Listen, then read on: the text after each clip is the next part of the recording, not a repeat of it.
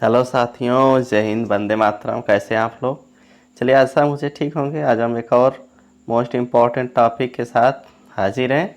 तो बने रहिए वीडियो के अंत में। कृपया चैनल को स्किप ना करें और लास्ट तक देखें। हाँ, और जो लोग पहली बार जुड़ रहे हैं हमारे चैनल के माध्यम से, आप लोगों से गुजारिश है, कृपया मेरे चैनल को सब्सक्राइब कर लीजिए।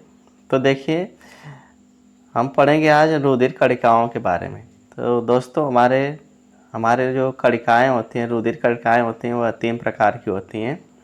पहला होता है कि आरबीसी, दूसरा डब्ल्यूबीसी और तीसरा प्लेटलेट्स। ये हमारे रुधिर में 3 प्रकार की कणिकाएँ पाई जाती हैं। पहला आरबीसी, दूसरा डब्ल्यूबीसी और तीसरा प्लेटलेट्स। ठीक है। आरबीसी को हम लोग लाल रुधिर कणिकाओं के नाम से जानते हैं। डब्ल्यूबीसी को वाइट ब्लड कार्पसेल्स या श्वेत रुधिर कणिकाएँ और प्लेटलेट्स। ठीक है, 3 प्रकार की कणिकाएँ होती हैं।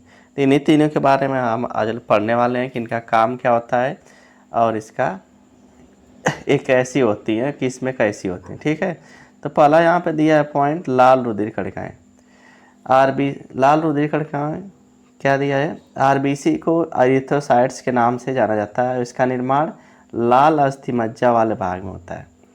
कहाँ होता है फ्रेंड्स? आरबीसी का निर्माण, यानी हमारे रुधिर की जो कणिकाएँ हैं आरबीसी, उसका निर्माण कहाँ होता है? लाल अस्थि मज्जा में। हड्डियों के बीच में जो खाली स्थान होता है, बताए थे, इसी को अस्थि मज्जा कहते हैं।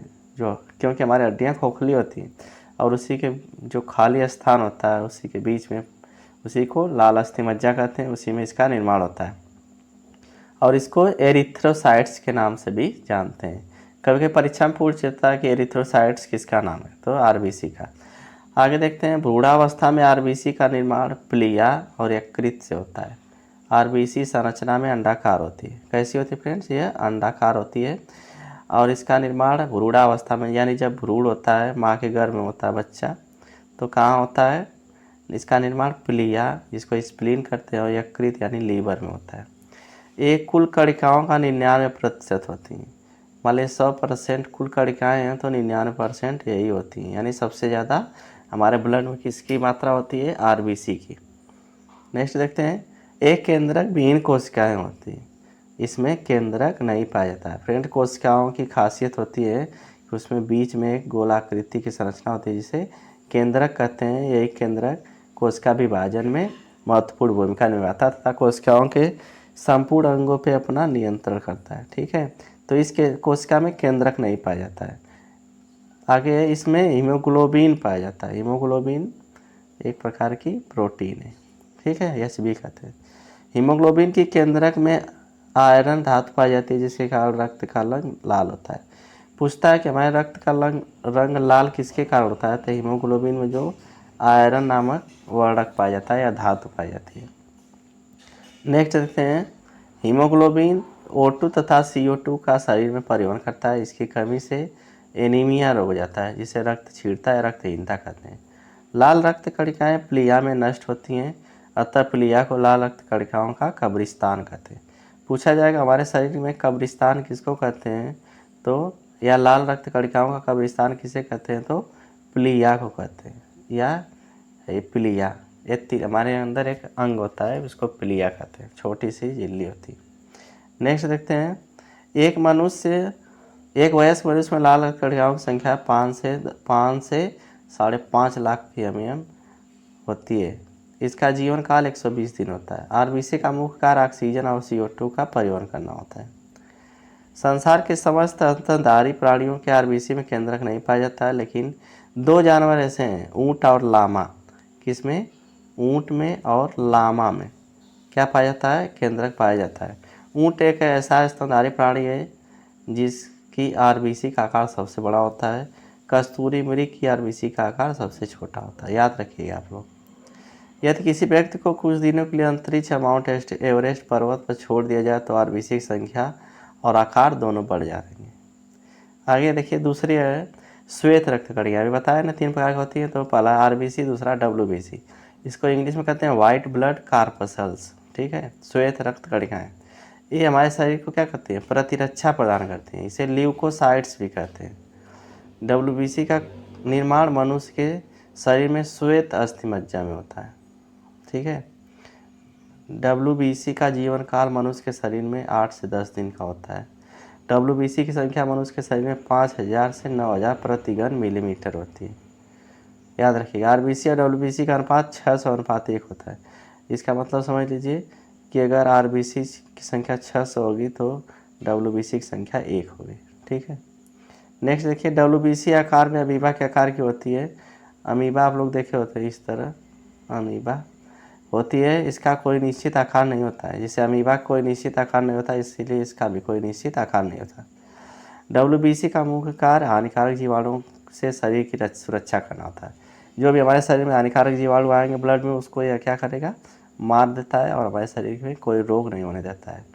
केंद्रक की आकृति कणिकाओं के आधार पर श्वेत रक्त कणिकाएं 5 प्रकार की होती हैं। रक्त में श्वेत रक्त कणिकाओं का अनियंत्रित रूप से बढ़ जाना ल्यूकेमिया कहलाता है। इसे रक्त कैंसर भी कहते हैं। ध्यान दीजिएगा इस बात में, बहुत ही मोस्ट इम्पॉर्टेंट पॉइंट है। अगर इस श्वेत रक्त कणिकाओं की संख्या बहुत ज़्यादा बढ़ जाए हमारे ब्लड में, तो उसी को हम लोग क्या कहते हैं, ब्लड कैंसर भी कहते हैं। ब्लड कैंसर भी इसी के नाम से जानते हैं, ल्यूकेमिया कहते हैं हिंदी में। क्यों होता है, क्योंकि इसकी संख्या बहुत ज़्यादा बढ़ जाएगी हमारे ब्लड में, अनियंत्रित रूप से इसकी वृद्धि होती है। आकार में सबसे बड़ी WBC मोनोसाइट्स लिम्फोसाइट्स प्रकार की WBC आकार में सबसे छोटी होती है। संख्या में सबसे अधिक न्यूट्रोफिल प्रकार की WBC पाई जाती है। अभी बताया ना 5 प्रकार की होती है, तो उसमें लिम्फोसाइट्स, न्यूट्रोफिल, इसी तरह बहुत 5 प्रकार की होती है। आगे देखिए, एक ल्यूकोसाइट यानी श्वेताणु में कोशिका झिल्ली, केंद्रक, कोशिका द्रव्य होता है। अन्य कोशिका अंगों के अलावा कोशिका द्रव्य में माइटोकॉन्ड्रिया, गाल्जिका, तारक केंद्र होते हैं। नेक्स्ट देखिए, रक्त पट्टिकाएँ या प्लेटलेट्स। यह बहुत ही मोस्ट इम्पॉर्टेंट, आप लोग बहुत बार सुने होंगे, प्लेटलेट्स घट गया, प्लेटलेट घट गया। तो ये प्लेटलेट्स होते क्या हैं, देखते हैं नीचे।